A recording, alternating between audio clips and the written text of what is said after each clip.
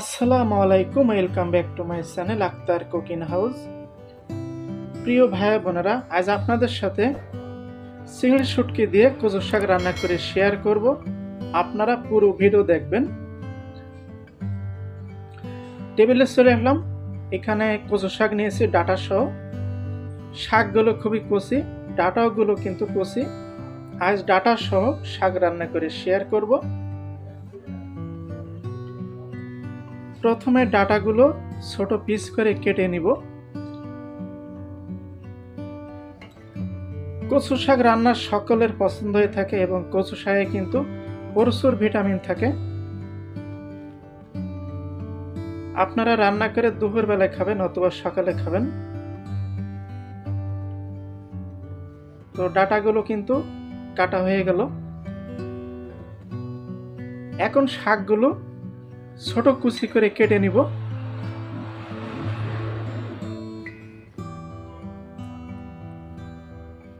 অবশ্যই শাকগুলো কুচি করে কেটে নেওয়ার চেষ্টা করবেন।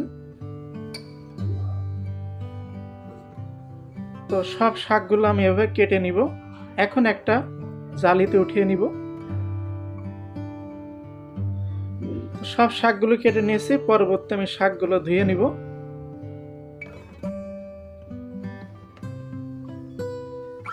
এখানে 200 গ্রাম চিংড়ি শুটকি মাছ নিয়েছি, আমাদের বাংলাদেশের শুটকি।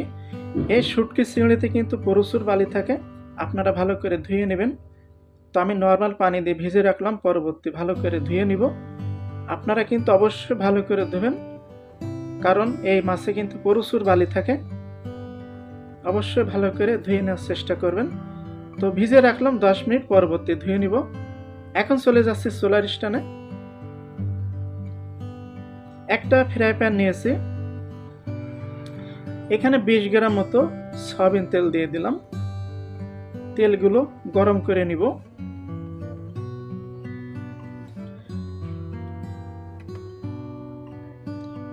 তো এখানে 20 গ্রাম মতো পেঁয়াজ কুচি দিয়ে দিলাম। এখন পেঁয়াজগুলো ঘি কালার করে নিব। ঘি কালার করে ফিরে আসব। তো পেঁয়াজগুলো ঘি কালার করে নিয়েছি। এখন চিংড়ি শুটকি মাছগুলো দিয়ে দিলাম। আমি কিন্তু ভালো করে ধুয়ে নিয়েছি। এখন মাছগুলো আমি 2 মিনিট মতো ফ্রাই করে নিব। তো দেখতে পাচ্ছেন মাছগুলো ফ্রাই করে নিয়েছি। দারুণ একটা কালারও চলে এসেছে। এখানে সামান্য একটু গরম পানি দিয়ে দিচ্ছি।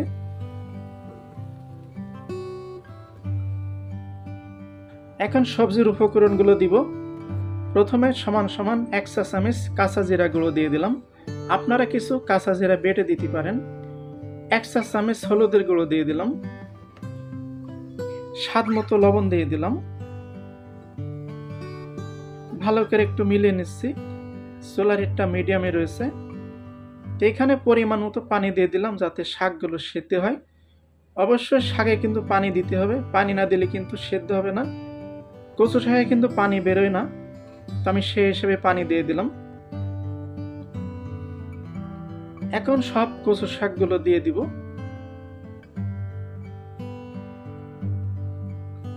আপনারা পুরো ভিডিও দেখবেন, ভিডিওটি কিন্তু স্কিপ করবেন না। টেনে টেনে দেখলে কিন্তু কিছু বুঝবেন না। সব শাকগুলো দিয়ে দিলাম। 5 মিনিট পর ফিরবো। তো আমি 5 মিনিট পর ফিরলাম। এখন সবজিগুলো একটু নেড়ে ছেড়ে দিব।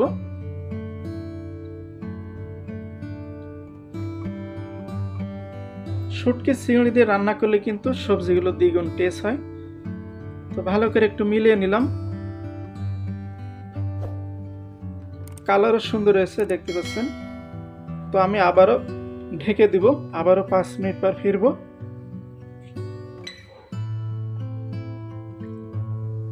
পাঁচ মিনিট পর ফিরে আসলাম, দেখতে পাচ্ছেন।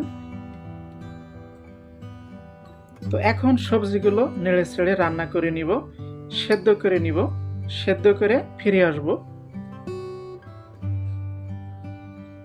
তো দেখতে পাচ্ছেন সবজিগুলো আমি সেদ্ধ করে নিয়েছি। পানি কিন্তু শুকিয়ে গিয়েছে। কালারও সুন্দর হয়েছে, মাশাআল্লাহ।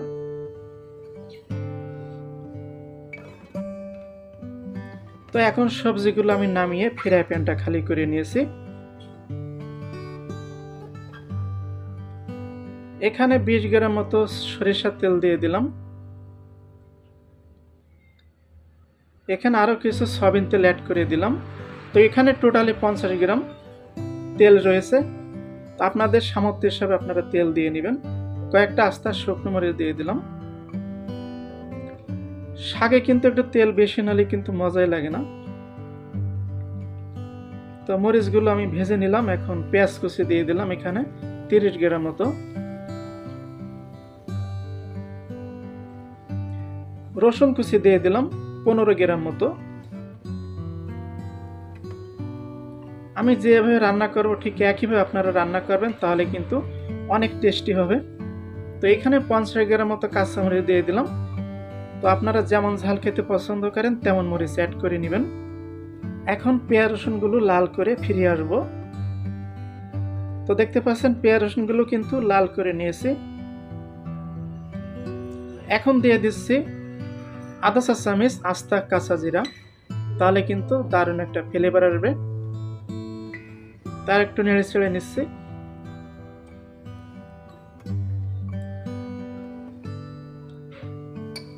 তো এখন আমি শাকগুলো দিয়ে দিব বাগারে।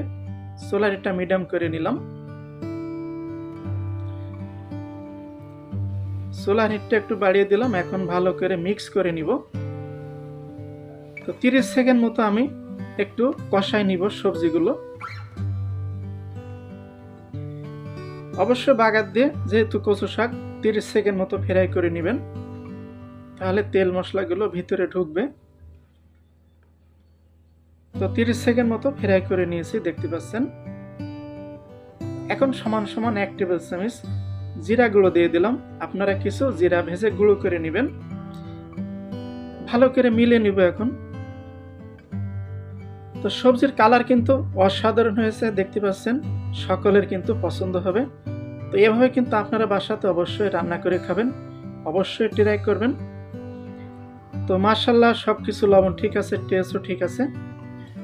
আমি যেভাবে রান্না করলাম অবশ্যই আপনারা এভাবে রান্না করে খাবেন, দেখবেন অবশ্যই দ্বিগুণ টেস্টি হবে। তো এখন সবকিছু আমার রেডি, দেখতে পাচ্ছেন। কালারও সবকিছু ঠিকঠাক রয়েছে। তো এখন আমি পরিবেশন করে দেখাচ্ছি। একটা বোল নিয়েছি।